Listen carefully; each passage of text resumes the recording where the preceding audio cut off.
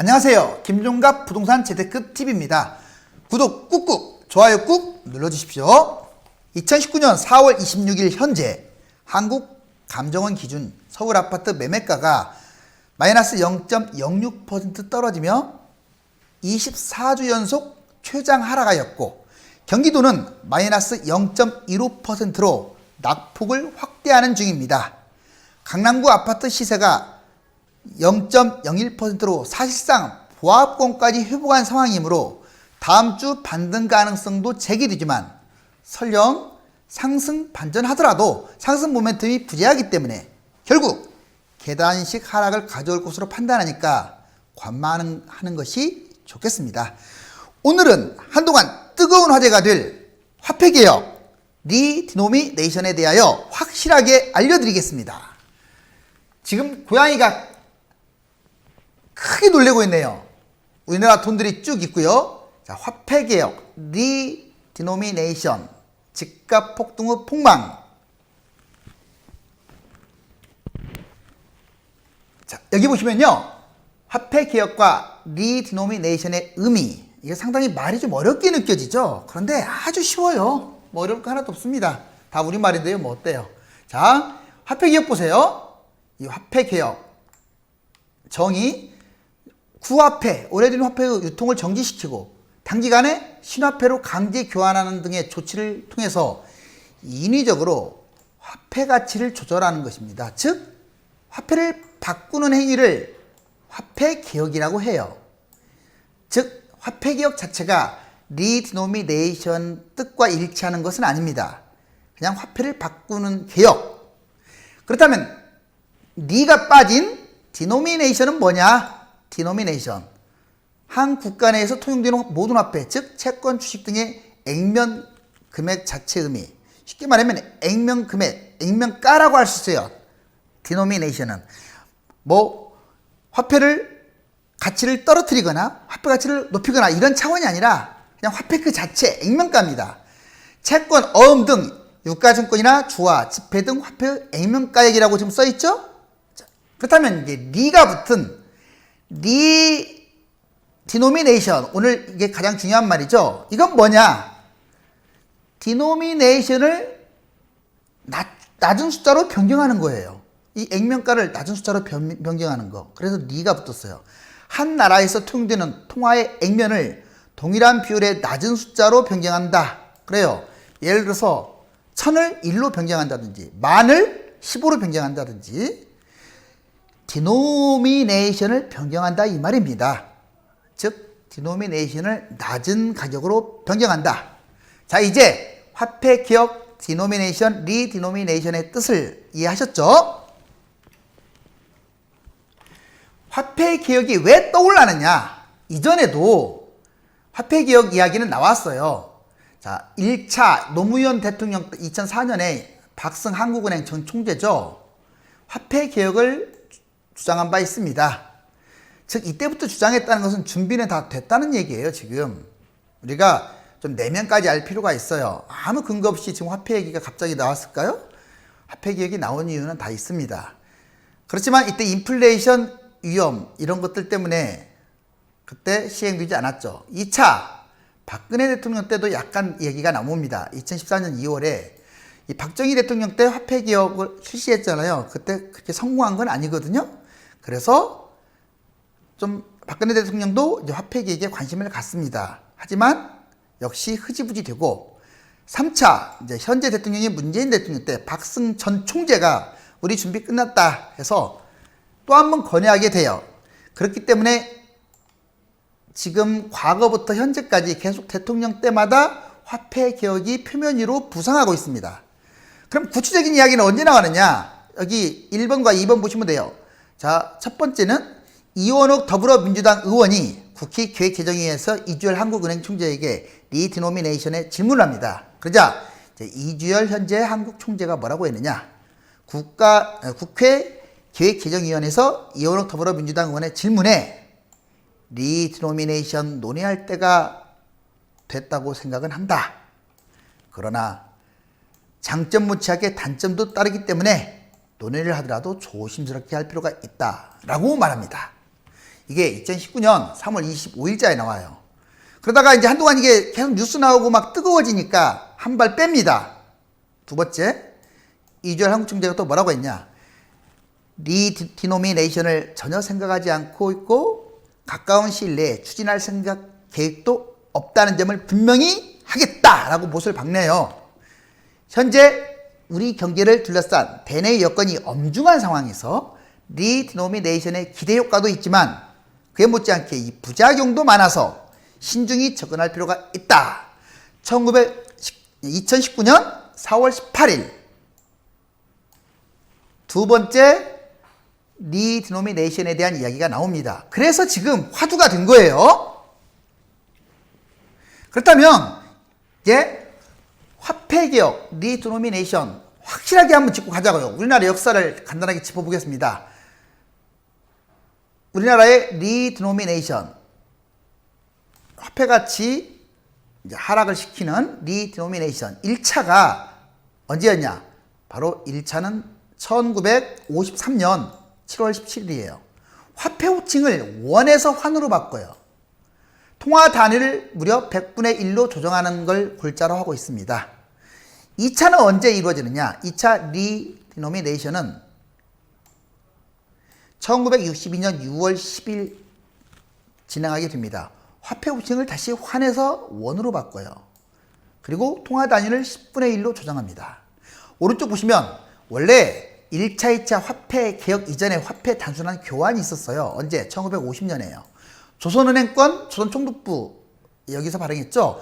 조선은행권을 한국은행권으로 교환한다. 그렇지만 영향은 그렇게 크진 않았고 이제 본격적인 화폐 개혁, 방금 말씀드린 1차 화폐 개혁이 1953년 한국전쟁 발발 직후 이 100원을 1환으로 변경해서 했는데 결과는 어떻냐? 대규모 인플레이션이 지속되면서 사실상 실패화됐다고 볼 수 있습니다. 그래서 이제 2차 화폐 개혁이 이루어지죠. 1962년 은행 입출 입금을 통제하고 지하자금 양성화를 한다는 조건하에 실시했는데 역시 실패했어요. 인플레이션이 촉발됐고요. 특히 화교계 자금, 그때 중국인들이 돈이 많았어요. 그 유입을 기대했는데 그래서 왜 화교계 자금의 유입을 기대했느냐? 화교계 자금 이 사람들은요 은행에 저금을 하지 않고 그냥 장괴라고 괴짝 있죠. 거기다가 돈을 감춰놨어요. 이 장귀라는 말에서 짱깨라는 말이 유행된 거예요. 참 재밌는 표현이죠. 화폐개혁 이후에 소득과 물가 추이를 한번 볼까요? 이 그래프는 리디노미네이션만 이렇게 말하는 사람들 다 공통적으로 쓰는 아주 유명한 그래프입니다. 국민소득과 물가 추이 이렇게 보시면 1953년 그리고 2014년 현재 한국은행 자료를 보면 1953년에 100원을 1환으로 바꾸는 기억을 했다고 아까 말씀드렸죠? 그리고 1962년에 10년 지나서 1962년에 10환을 1원으로 바꾸는 화폐 개혁이 진행됩니다.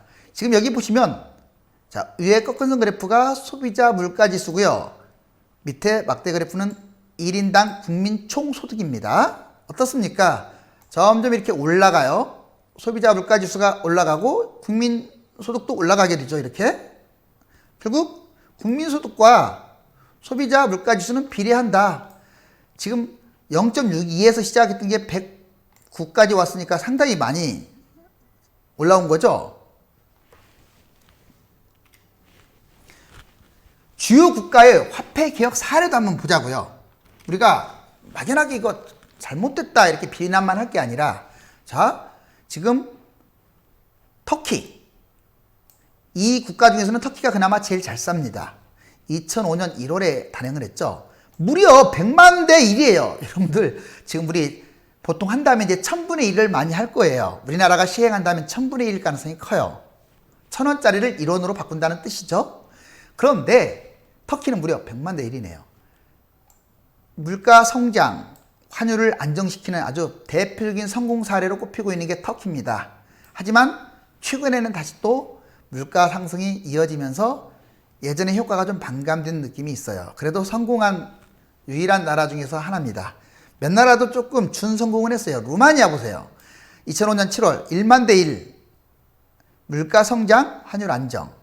아제르바이잔 2006년에 시행했고요. 실리도 개선 역시 성공했습니다.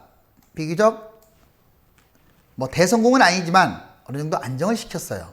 그 다음에 모잠비크 2006년 7월 1000대 1로 실시했습니다. 물가 성장률 환율 안정. 가나 2007년 7월에 시행했습니다. 1만 대 1이에요. 물가와 환율 지표 소폭 악화됐다. 베네수엘라 뜨거운 나라죠.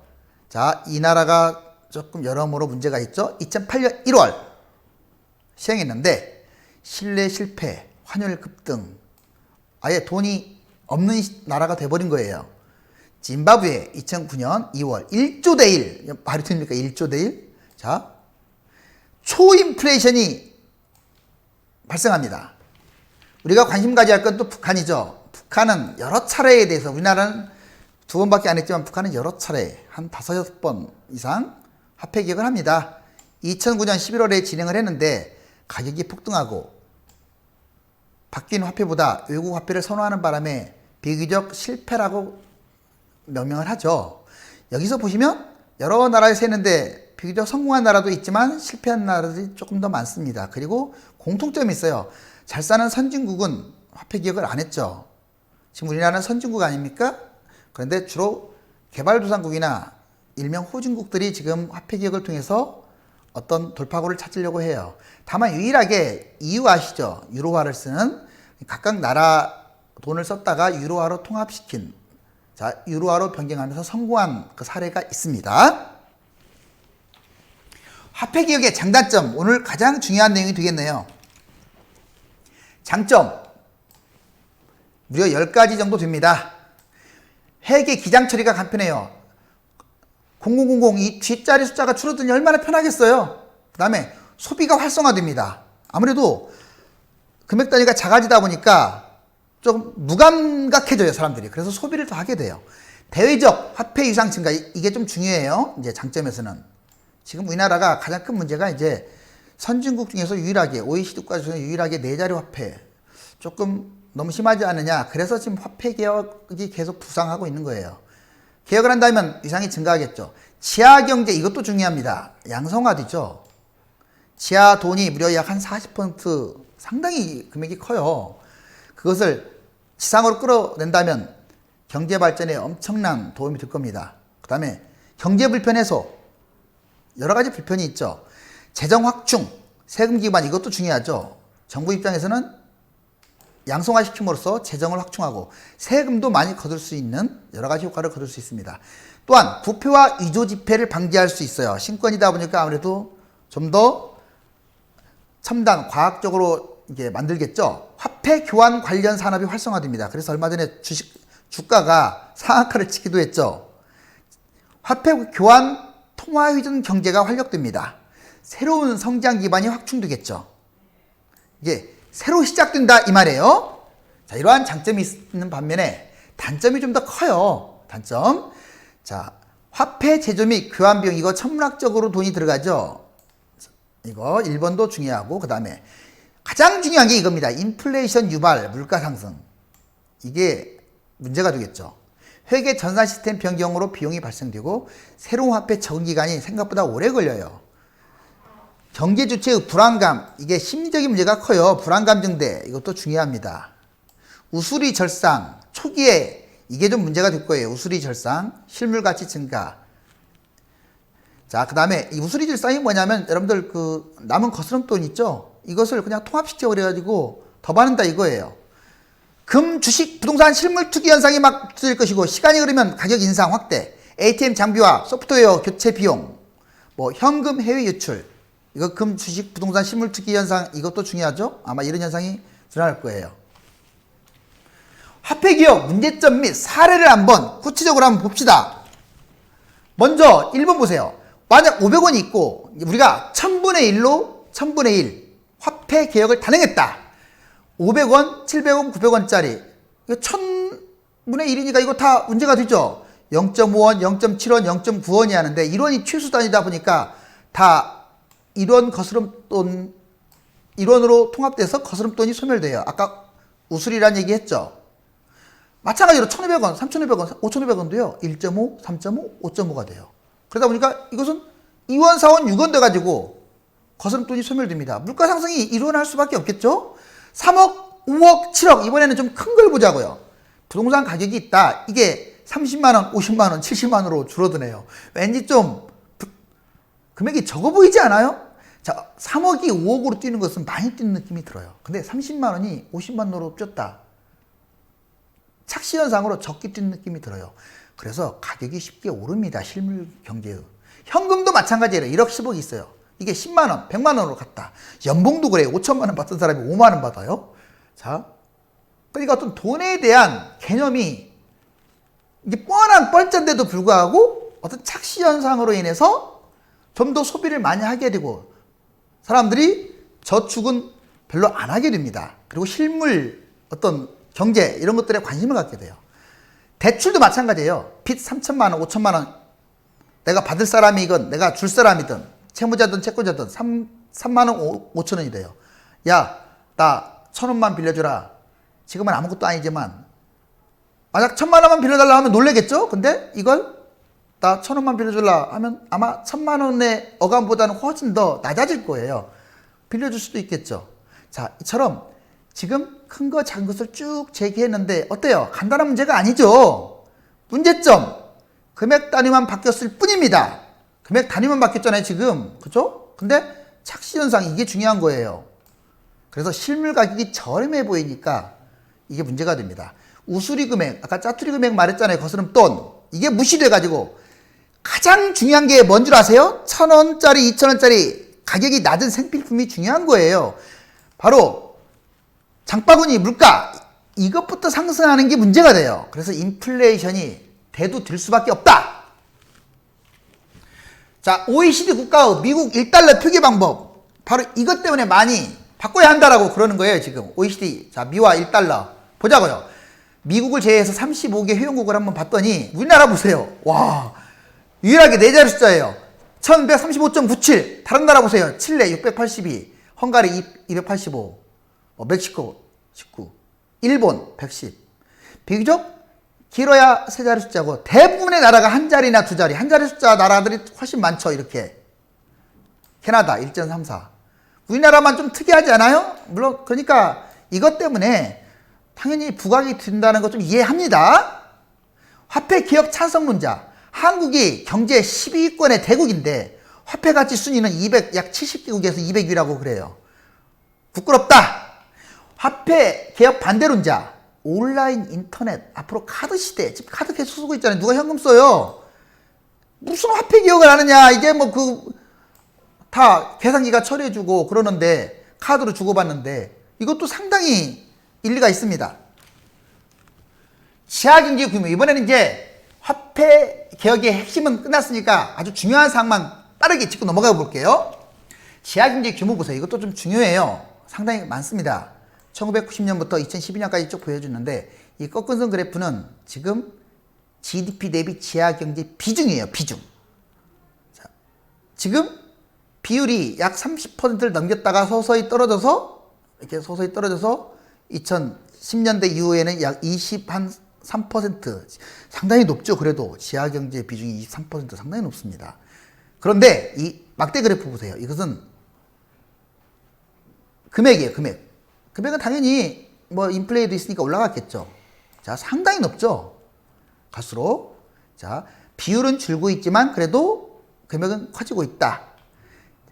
1번 지하경제 금액 증가 비율은 감소했다고 금방 얘기했죠. GDP의 23%로 추정됩니다. 5만원권 있죠. 대략 한 100주 중에 특히 5만원권이 문제가 돼요. 100주 중에 약 40조가 회수가 안 되고 있다고 그래요. 5만원권 여러분들 사과 한 박스로 집어넣으면 5억 원을 채울 수 있는 규모입니다. 5억 원. 자, 그러면 뭐 상당히 큰 금액이죠. 이번에 국내의 소득 격차를 한번 보자고요. 우리나라가 소득 격차가 아주 심합니다. 여기 보시면 1분위에서 5분위까지가 있어요. 자, 1분위는 상대적으로 못 사는 층이고 5분위는 잘 사는 층입니다. 자, 여기 보시면 1분위 가구 월 평균 소득이 132만 원이라고 나왔죠. 자, 3분위는 394만 원. 5분위 가장 잘 사는 층은 913만 원이 나왔습니다. 상당히 차이가 크죠. 2018년에 1분위와 5분위 격차가 제일 심화됐다. 여기 보시면 빨간색인 1분위. 자, 어때요? 이게 지금 0입니다. 0. 좀 등락폭이 좀 크지 않아요? 그러다가 2018년 현재 상당히 낮고, 자, 5분위 잘 사는 층은 녹색, 점진적으로 좀 안정적인데 최근에 빈부격차가 이렇게 벌어졌죠. 이렇게 엄청나게 벌어졌죠. 해외에서 비교하자고요. 국내만 볼 게 아니라 상위 1%와 상위 10%를 한번 제가 비교를 해봤어요. 자, 그러면 1%가 차지하는 비율, 미국 보세요.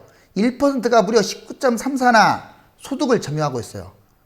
빈부격차가 제일 심하다는 거예요, 미국이. 그 다음에 영국 10.93, 한국, 우리나라 꼭 빠지지 않죠. 10.23입니다. 캐나다, 독일, 스위스 이런 나라들이 상당히 심하고요. 네덜란드, 덴마크, 스웨덴이 상대적으로 적습니다. 일본은 한 중간 정도 돼요. 자, 그 다음에 오른쪽에 10%, 1%보다는 10%가 중요합니다.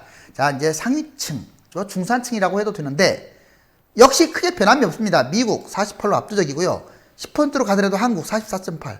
쉽게 말해서 10% 100명 중에 10명의 인구가 44개를 가져갔다는 거예요. 대단하죠? 나머지 90명이 54개 가지고 싸우고 있어요. 큰 변동성 없습니다. 미국, 한국, 일본, 캐나다. 그리고 여기 위에 보시면 덴마크, 스웨덴, 노르웨이 이쪽이 상대적으로 빈부격차가 심하지 않고요. 여기서 뭘 강조하려고 하냐면 우리나라 대한민국의 지금 빈부격차가 심각하다는 걸 보여주기 위한 사례입니다. 소비자 물가 상승 추이 한번 보세요. 물가는 그래도 다른 나라에 비해서 우리나라가 상당히 안정적입니다.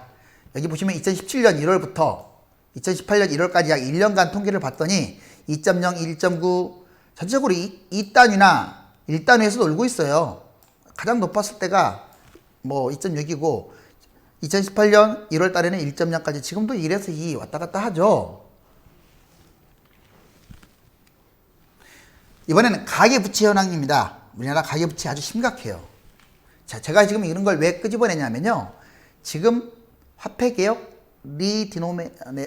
리디노미네이션 이것을 갖다가 설명하기 위해서 이게 지금 리디노미네이션을 해야 할 때냐 할 필요가 없느냐 이걸 알려면 지금 제가 쭉 설명해드린 이 자료들을 알고 있어야 돼요. 한국 가계부채 비율 한번 보자고요. 상당히 높아요. 지금 전 세계 지금 여기 보시면 회색이 2017년 4분기 파란색이 2018년 4분기인데 어때요? 전 세계 조금 올라가긴 했지만 59.6밖에 안 되죠. 선진국 시장도 73에서 72 거의 뭐 크게 변화 없고 72.7 신흥국 시장 37.6 자 우리나라 보세요. 우리나라 가계부채 지금 유동자금 우리나라 많다고요? 그건 택도 안 돼요. 약 금액으로 가계부채가 1500조 실질적으로 음성적인 것까지 하면 2000조라고 지금 하는데 94.8 97.9로 크게 무려 3.1%나 이렇게 상승했어요. 특히 부동산 집값이 올라가면서 더 그렇죠. 세계 1위권입니다. 1위권. 미국, 중국, 일본 그렇게 심각하다고 하는데 이건 정부 빚이 많아서 그렇고 중국도 빚이 한 60%로 GDP 대비 심각하다는데 우리나라 보세요. 97.9가 뭡니까? 자, 다음 10대 그룹 상장사 현금 부유 현황을 한번 볼까요? 아마 리디노미네이션을 실시하게 되면 활짝 웃는 것은 돈 많은 대기업들이에요. 왜? 실물 경제, 부동산도 많고요. 주식도 갖고 있고요. 이 사람들은 아주 적극적으로 기득권층은 하려고 하겠죠. 서민들이 막아야겠죠. 여기 보시면 삼성이라는 회사 보세요. 자, 2017년 말 대비 2018년 거의 다 엄청나게 늘어나고 있는데 특히 2018년 말 압도적이죠. 압도적. 증가율도 22.6이나 돼요. 지금 다른데 현대차부터 현대중공업까지 다 합친 것을 지금 삼성이 125.390으로 지금 다 합친 것만큼 많아요. 대단한 삼성입니다. 세계 지금 한 6위권, 5위권 왔다 갔다 하는 그룹이긴 하지만 만약에 삼성이 미국 기업이라면 2위 정도 한다고 그래요. 대단하죠? 자, 어찌 됐거나 삼성, 현대차, SK, LG, 롯데, 포스코, GS, 하나, 농업, 현대중공업 할 것 없이 지금 증가율도 전체적으로 몇 개 회사 빼고는 높고 그 다음에 금액 자체도 어마어마합니다. 이렇게 어마어마해요. 이렇게 현금 부유 현황이 지금 상당히 높습니다. 서울 아파트 월별 거래 현황. 자, 그러면 왜 이 얘기가 대두된지 아세요? 여러 가지 사유는 있는데 지금 여기 보시면 지금 집값이 꾸준히 지금 올라가고 있죠. 자, 2018년 1월 그리고 2019년 3월 현재 거래량 한번 봐보세요.